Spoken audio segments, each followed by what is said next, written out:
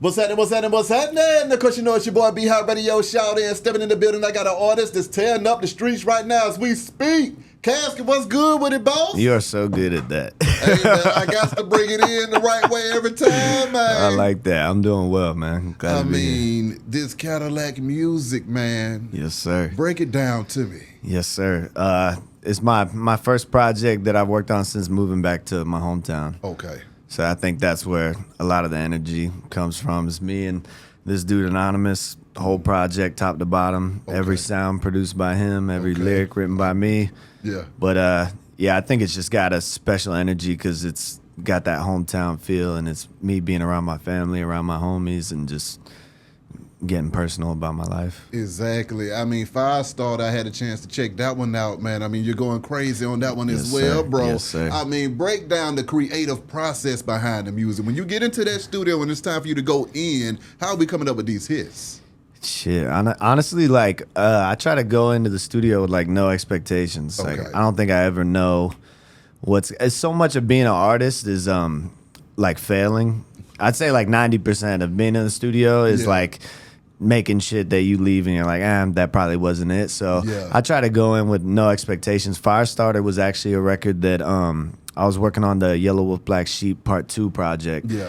That was originally going to be a record for that, and then I just got selfish and was like, dude, I really want this one. It feels like me. It feels like my pocket. But yeah, I think I just go in every time with no expectations, and a lot of times magic happens. I've also learned that sometimes, like, the best records that you make happen when you're not particularly inspired. Facts. I think artists kind of have it backwards. I know I did for a long time. Like, I thought I had to be at the height of my inspiration to make something really special. And what I found is that sometimes it works like that. Sometimes I'm really inspired and I leave, and then a week later I listen to the song and I'm like, this kind of sucks. And then it's also vice versa. Like, sometimes you're not particularly inspired and you make something magical. So I think I've just learned to, like, work the muscle and just get in there every time. And I try not to really think too much about what I'm going to talk about. I let the beat bring that out of me. I don't really write much without the music. I can dig that. I got to ask you about the tats, man. Yeah. I mean, how many do you have? What was it that made you go in that direction with it? It's just like one big one at this point. It's just like a big bodysuit at this point. I don't know. I grew up in the like heavy metal scene. Like when I was in high school, all my friends were in bands, so I always, like, looked up to rock stars and people like that. So I think from an early age I just wanted to be super covered. Like, I remember being like 13 and planning out how I think I'd look. Luckily I didn't get those, because you have really shitty tattoo ideas when you're 13. Exactly.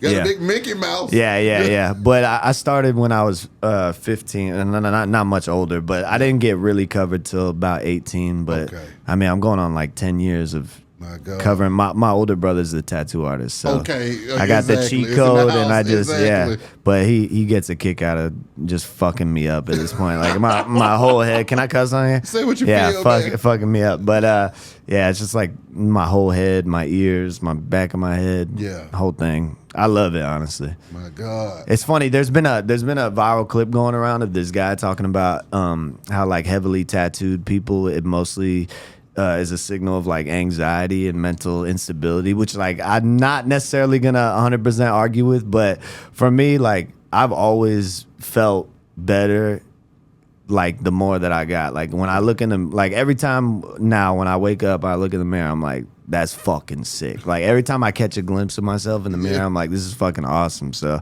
for me, it's cool being able to, like, create this avatar that you live in. Yeah. And I don't know, I just fucking love this. I had the idea for the teeth, like, jaw over my van. That's what I like. I love it, yeah. I had this idea.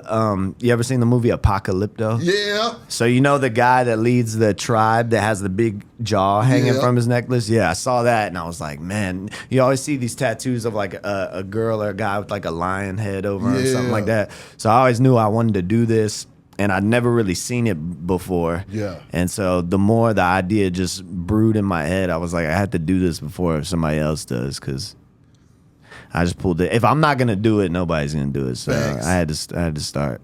Now, with you and Anonymous getting together, man, and working on all of this music, What is y'all vibe like that you said, you know what, Anonymous, you got to produce this whole thing, sir? Well, we've been working for like what 10 years now. Like, so I met Anonymous like real early in my career. He actually gave me an ounce of weed to listen to his beats, which was the best marketing. Yeah, it was the best marketing tactic ever. It was like a mutual friend told me, hey, this dude's got an ounce of weed for you to come listen to his beats, and we just hit it off. Then we had good chemistry, and then he ended up producing a bunch of records on one of my first big projects, Black Sheep 2. Okay. So we've always kind of had that working relationship. We've always made music together. And then I think him and I just have like a really similar approach to music and inspiration. And both of us like staying in our lane and not thinking too much. You know, all artists are different. Some people think about what the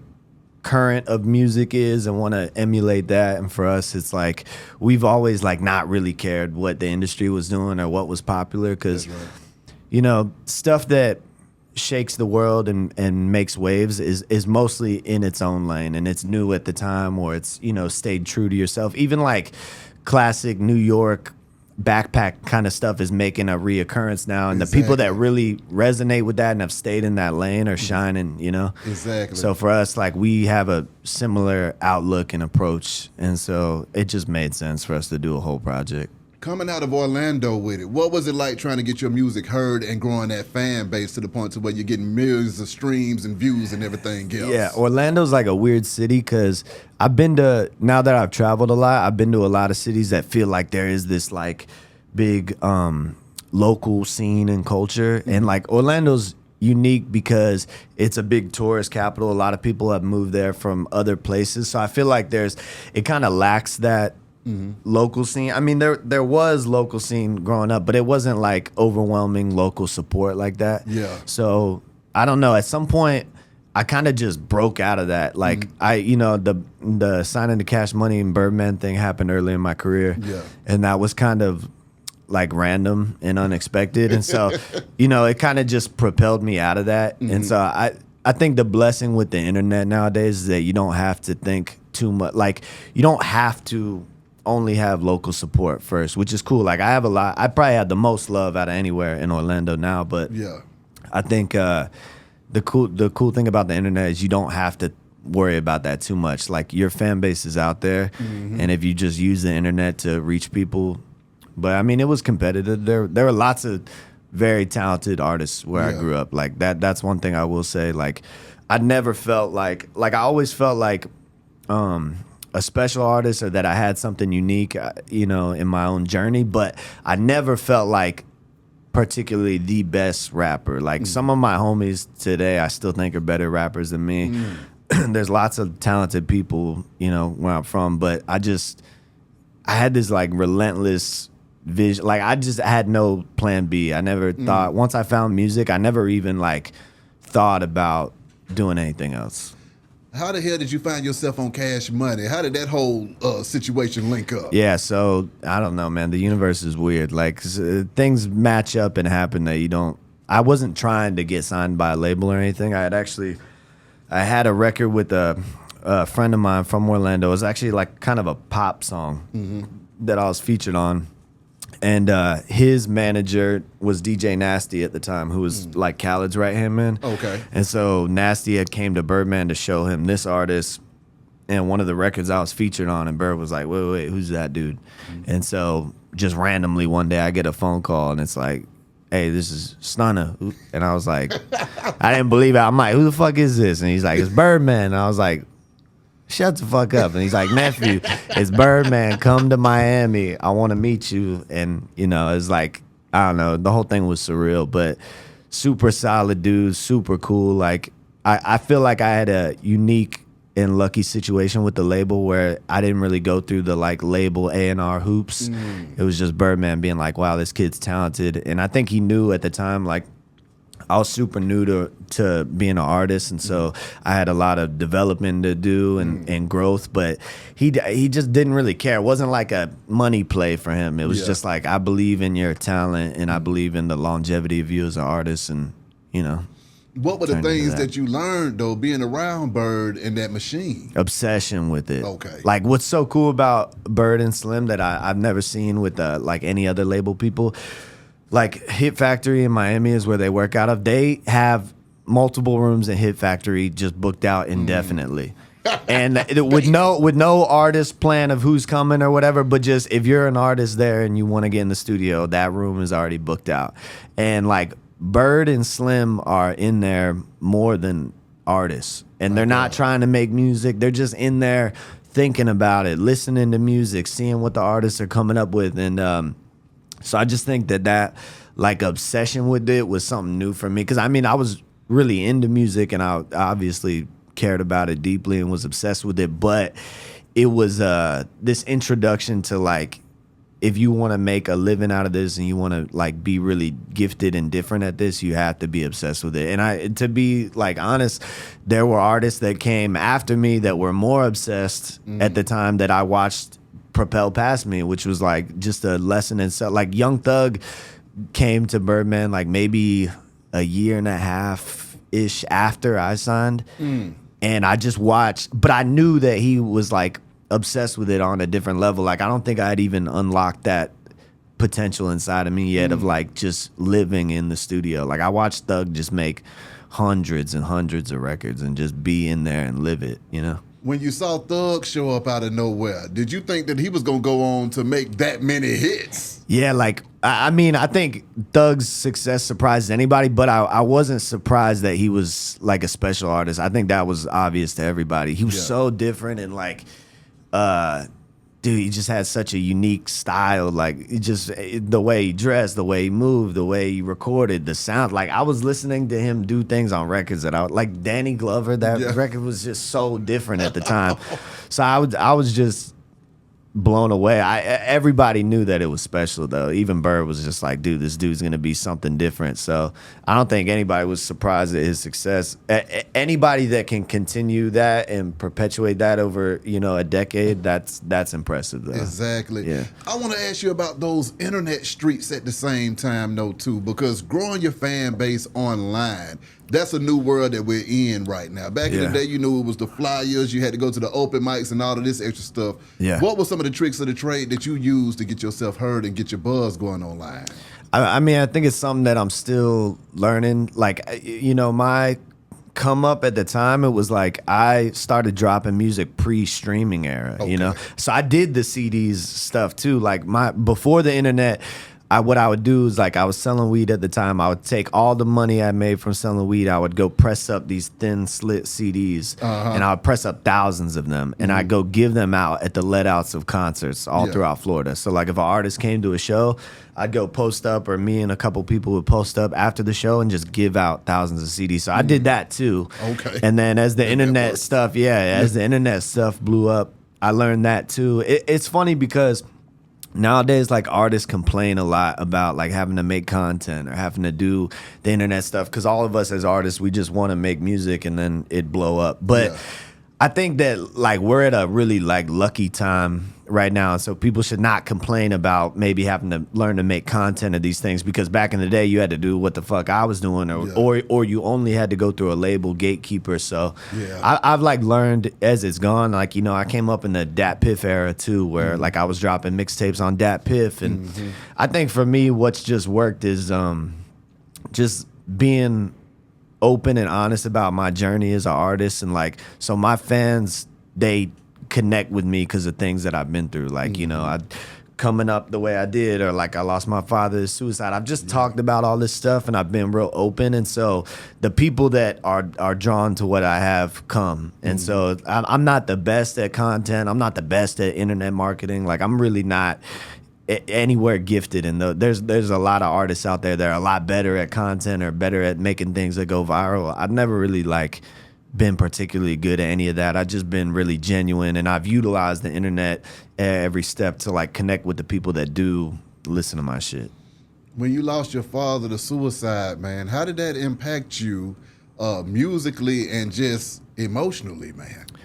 I mean, emotionally, it just fucked up my life. Like at the time, to be real, I was 16, so I mean, it did a lot of things. For one, I always looked at my dad as this like indestructible like statue. I think all kids look at their dad like that. Like I looked at him as the strongest dude in the world, and you know, he had like a opioid addiction and things like that developed from a construction accident, and so I think for me, it shook up my reality in the sense of like I understand that people like harbor a lot of pain that they don't share, and so that was different. And at the time, it kind of sent me on a more like self-destructive path. You know, like I just didn't give a fuck about anything. But in a weird way, it propelled me more toward music too, because I so didn't care about the world and like a job and a family, all these things that like are a lot of people's concerns. I genuinely didn't care about any of that. And so I was like, I'm just gonna do music, because even if it doesn't work, I'll just like ride my motorcycle and rob gas stations or whatever. Like I don't think I like cared that much about like just life in general. And in a weird way, it really like I was into music at the time, but it really led me to music as an outlet, because that was the only thing that I could like channel any emotion into. Like I really made a lot of music after my dad passed away. I kind of scrapped all the music I had made before, and I just had a different level of depth as an artist. Like I had been through things and shit prior to that, but it just completely altered who I was and gave me this like depth as a person that I don't think I would have been a unique artist without, which is weird, you know? So it's a weird thing to balance, because it's weird saying that you like were inspired or got propelled through something that is tragedy, but that's kind of the nature of life, is that like we take our pain as our gift in a weird way, you know? At what point do you feel like you were able to cope with the pain that you had been feeling all of that time and actually move forward and have a life without the grief? Yeah, like I think honestly, I've been sober for about 4.5 years now. Okay. I think getting sober was the thing, because like from losing my dad to, 4 years ago, I was like a borderline drug addict, an alcoholic for sure. I completely like just drowned myself in weed and alcohol and pills and, coke, all that type of shit. And so I don't think I ever really like moved past it. I think I just functioned and I made music and I put on this face. But I think a lot of those were like hindrances of why I didn't succeed like in the early days of Cash Money and stuff like that. I was like it's weird. I had this outward success at that time, but like internally I was like a really struggling kid. Like I just was super depressed. I didn't have a positive self-image of myself. Yeah. I think I was just really unhappy. I was not confident at all. And so it was getting sober that like really opened me up to healing and like just being able to move forward and forgive my dad and forgive myself and just start learning to cope with things in a positive way, because all of the painful things that we go through, if we learn to channel that into something that builds us up instead of something that destroys us, it's a really positive thing. Like if you take the pain of what you're going through and you go get in the gym or you get sober, or you commit to treating the people in your life better so that you don't do to them what your parents did to you. If you, use that as motivation, it really will alter your trajectory as a person. And so I think I say that all the time, like our pain is our gift, because if you really learn to use it as a gift, it will be positive. Okay, so now I got to ask you about touring with YelaWolf, man. You just got off that tour. Yeah. What was that like? Because he's rock star. He's the best. He's the best. He's the rock star. I got to give my flowers to YelaWolf. He's like, of all the artists I've met in the industry, he is the coolest, the most genuine to me. Like he's done the most for me out of, with the exception of Birdman, like to me out of any artist, like he really, we got a real friendship and like brotherhood, and it's extended beyond music. So like I have a lot of respect and, admiration for him in that regard. As an artist, he's fucking incredible. Like he's just so talented. I've heard the unreleased shit, the old shit. Like he's just so good. And touring with him was dope because I think he's the best live performer I've ever seen. Like he's at the very first show, I'm like, I got done with my set. I felt like I did a good job. And I'm sitting off to the side and I watch him and Clever as DJ come out and they just melt the fucking stage. And like they're killing it so hard that I'm like visibly pissed.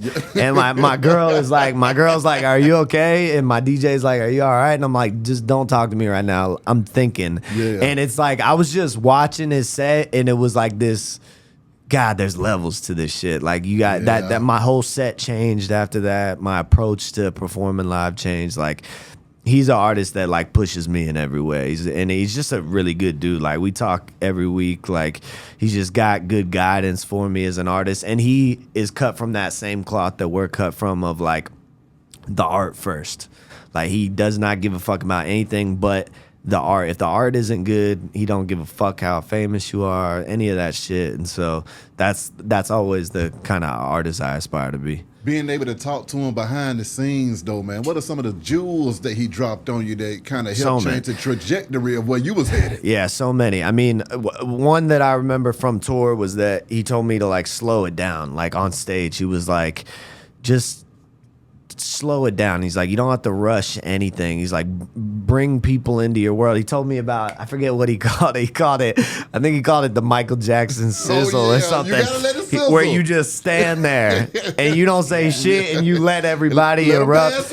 Nah, so he did things like that for me, but he's also just guided me on like, so many things. Like one of our, there's too many to think of, but one of the most recent that I can recount is like we were talking about just long-term trajectory as an artist, and he was saying like after Cadillac Music, he's gonna like work with me on a project of like overseeing the production of it. Okay. And he was like, I don't know if I was supposed to say that yet, but the cat's out of the bag. Yeah. But he was saying that he's like, take some time off and let's just really get in and create something special and let's try totally new things, because he was saying as an artist, like, pivot every once in a while to something totally different, because if you do too much of the same thing, what happens is that you actually start to lose momentum and you go downhill because people know what to expect. It's almost better to give something unexpected. People maybe not like it initially because they're not going to go anywhere. If I fuck with an artist and they drop a project I don't like, it's cool. When they drop one I do like, I'm still going to fuck with it. But a lot of artists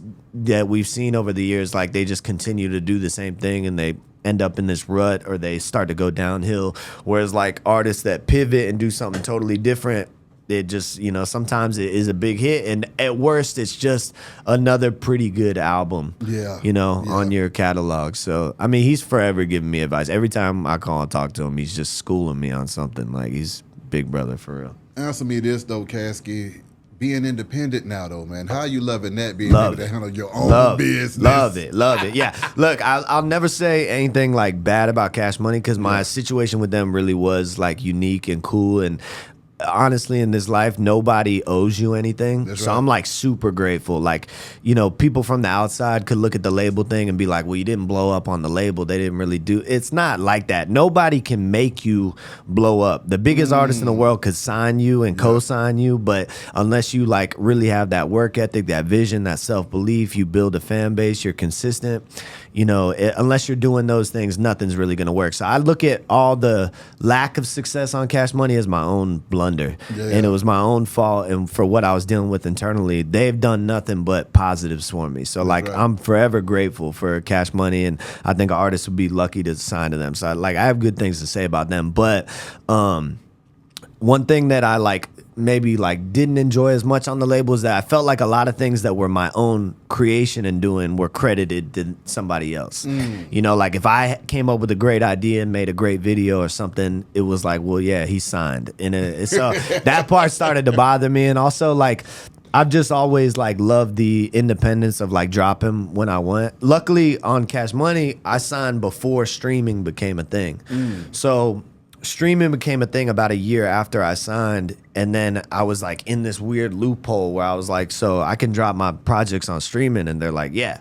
And I always retained ownership of my stuff, and I could drop whenever I wanted. I was like super lucky.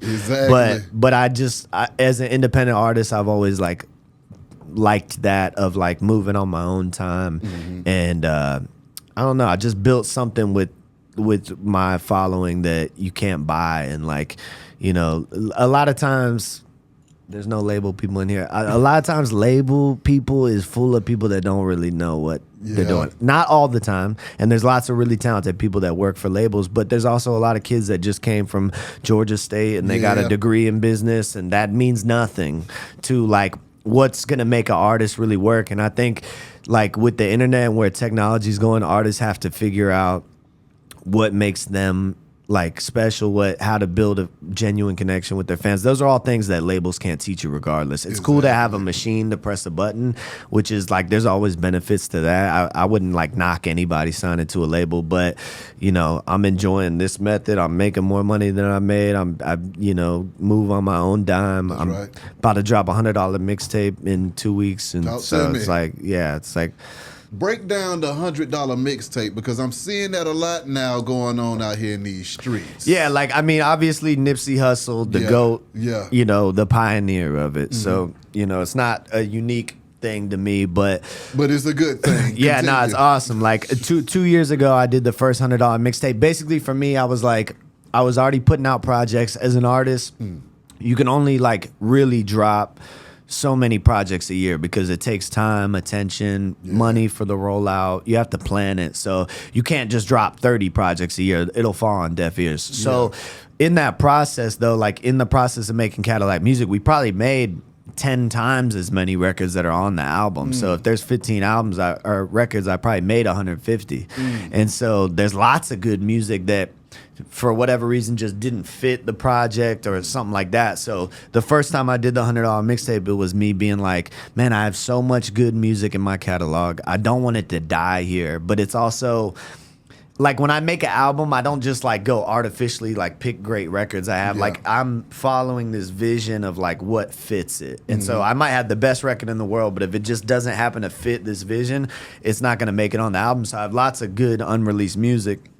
So the $100 mixtape, first time I did it was like I put 25 songs on it. And so it's like, you know, it's $4 a song. There's only 1,000 copies of it. And if my music like is important to you and you like it and you want a new album from me, here's one that nobody else will get.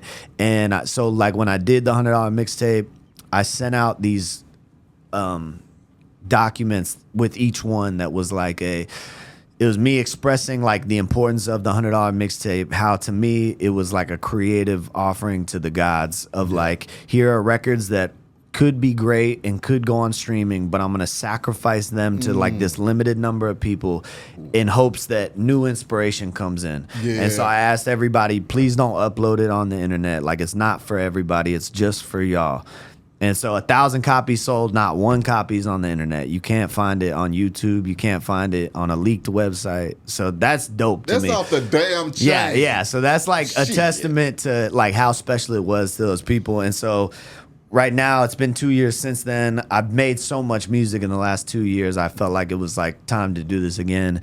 And I'm already 70% sold out and it hasn't even dropped yet. So that was my thing too. I was kind of alluding to being independent, being able to say, you know what, I'm gonna drop $100 mixtape on y'all ass. Yeah. It's also cool. Like I'm gonna be real too. Like when people that support an artist, especially like an independent artist, I don't have some big machine. I don't have inflated numbers. I don't have anything like this. And to be real, streaming doesn't like we make good money off streaming as a whole, but like I have to play an artist song like 1,500 times for them to even get like one sale. So it's like you'll probably never stream my album enough to make me $100. Yeah. So it's just a way to support. Like I've always gained support through merchandise, CD sales, things like that. And it's just like there's a mutual relationship between artists and supporters where like if I don't have support, I can't really continue to make lots of great art. And dude, I'm not like I know I'm wearing a chain, so this might sound like counterintuitive, but like I've never really like splurged all my money on me. Like I always just put it back. This chain was the first purchase I've ever bought myself. And it's like 100% of the time I've made money and put it back into the art. So it just all like fuels this creative process. And so the $100 mixtape, for those people that take pride in it, like, you know, every once in a while you see people be like, I'm not paying $100 for fucking tape.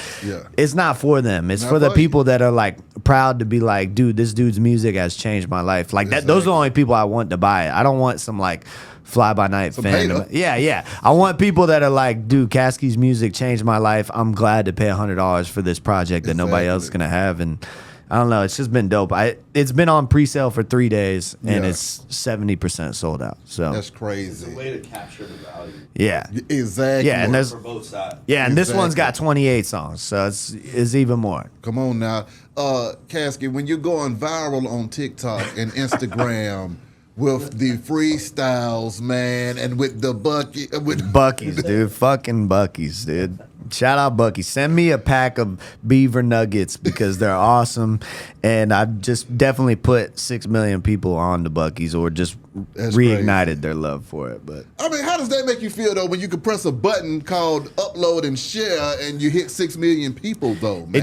It's funny. What's funny is that I don't even think about it like that. I think about it like, motherfucker, I done posted so much music and other shit and me talking about life gems, and then it's the fucking clip of me going to Buckies that hit 6 million views. But it's just funny. Like, I honestly, it all leads to people figuring out who I am, my message, and so I don't give a fuck what it is. Like, everything that I say or do, it just all leads back to this, and I think my message as an artist is positive. So if it's me going to fucking Buckies that does it, hey, more power to them. Like, so be it. I'm gonna keep supporting them, buying beaver nuggets. Hey man, at it. Lastly, Caskey, what is it that you want your fans to know, and how can these folks contact you if they trying to get in contact with you, man? My contact, just look up Caskey, Instagram, Facebook. I only have one account. There's forever fake accounts DMing people like, this is Caskey's special page. Please contact me for a special offer. That's never me. I have just my one Instagram, my one Facebook. Hit me up there. What I want fans to know, just that this shit has changed my life, and that I'm really like grateful, and I don't feel like anybody in this life particularly deserves anything. So I feel really like lucky and blessed. And as an artist, it's easy to always like be chasing the next level, and I'll probably forever do that. But I've been real conscious the last couple years to like just be grounded and grateful for where I'm at, because there's always a new level, and I can always say, well, I'm not Drake or I'm not this artist, but like, dude, coming from the situation I came from and where I come from, like, I've done something that most people will never do. I'm lucky. I get to live off my music. I take care of my mom and my family, and it's all just off of art and what I've done. And so if you're an artist and this is what you want to do, I say don't focus on the million views or the million streams. Just focus on making what is genuinely called out of you, whatever you're into, and tell your story, and like good things could happen of that. And they're not guaranteed to, but at least if you do it your way, you'll be happy the whole way on the journey. Come on now, enjoying the journey in this thing. Caskey. Pleasure. Appreciate Really you coming through this thing, man. Thank Wish you nothing but the best and much success. Anonymous, what up, though? Thank you. Be Hot Radio, shout it. We gone.